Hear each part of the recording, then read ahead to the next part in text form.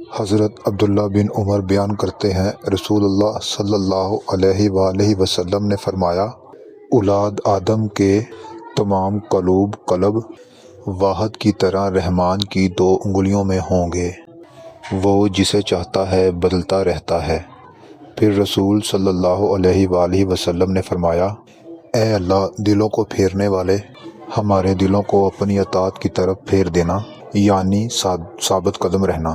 حضرت سفیان بن عبداللہ ثقفی بیان کرتے ہیں، میں نے عرض کیا، اے اللہ کے رسول صلی اللہ علیہ وآلہ وسلم، مجھے اسلام کے متعلق کوئی ایسی بات بتائیں کہ میں اس کے متعلق آپ کے بعد کسی سے نہ پوچھوں۔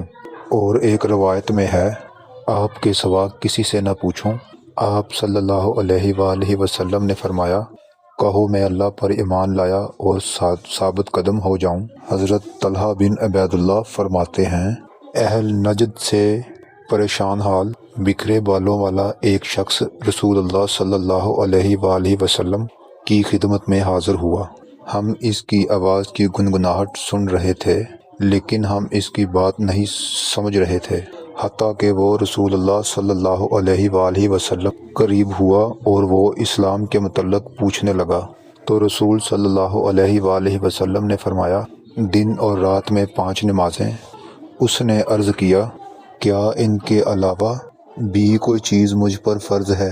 آپ صلی اللہ علیہ وآلہ وسلم نے فرمایا، نہیں، مگر یہ کہ تم نفل پڑھو۔ رسول اللہ صلی اللہ علیہ وآلہ وسلم نے فرمایا، اور ماہ رمضان کے روزے رکھو۔ اس نے پوچھا، کیا اس کے علاوہ بھی مجھ پر کوئی چیز لازم ہے؟ آپ صلی اللہ علیہ وآلہ وسلم نے فرمایا، نہیں، الا تم یہ کہ نفلی روزے رکھو۔ راوی بیان کرتے ہیں، رسول اللہ صلی اللہ علیہ وآلہ وسلم نے اسے زکوٰۃ کے متعلق بتایا تو اس نے کہا، کیا اس کے علاوہ کوئی چیز مجھ پر فرض ہے؟ تو آپ صلی اللہ علیہ وآلہ وسلم نے فرمایا، الا یہ کہ تم نفلی صدقہ کرو۔ راوی بیان کرتے ہیں، وہ شخص یہ کہتے ہوئے واپس چلے گیا، اللہ کی قسم، میں اس میں کسی قسم کی کمی پیشی نہیں کروں گا۔ تو رسول اللہ صلی اللہ علیہ وآلہ وسلم نے فرمایا، اگر اس نے سچ کہا ہے تو وہ ضرور کامیاب ہوگا۔